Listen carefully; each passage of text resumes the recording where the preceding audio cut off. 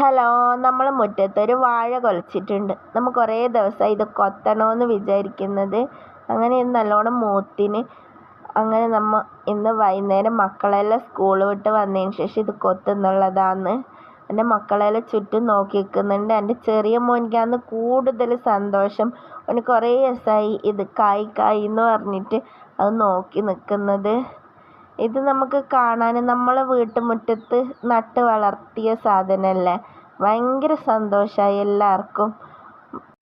ഉമ്മാൻ്റെ ചിരി കണ്ടാൽ തന്നെ നിങ്ങൾക്ക് മനസ്സിലാവും ഉമ്മാക്ക് എത്രമാത്രം സന്തോഷമായിനെന്ന്. ഉമ്മ കുറേ ദിവസമായി ഇത് കൊത്തണമെന്ന് വിചാരിച്ചിട്ട് നിൽക്കുന്നത്. അങ്ങനെ അതിൻ്റെ ഭാഗത്തുള്ള കുറേ വാഴേൻ്റെ ഇലയെല്ലാം കൊത്തിച്ചാടുന്നുള്ളതാണ് എൻ്റെ ഹസ്ബൻഡ്. ഇത് പഴുത്തിട്ടാകുമ്പോൾ എല്ലാവർക്കും കൊടുക്കണം. അയൽവാസികൾക്കും ഉമ്മാൻ്റെ അനിയത്തിമാർക്കും എല്ലാവർക്കും കൊടുക്കണം. അങ്ങനെ നമ്മൾ പഴുക്കാൻ തുണിയിൽ കെട്ടി വെച്ചിട്ടുള്ളതാണ്. നമ്മൾ ഇന്നത്തെ വീഡിയോ ഇത്രയേ ഉള്ളൂ. Tata bye bye, see U.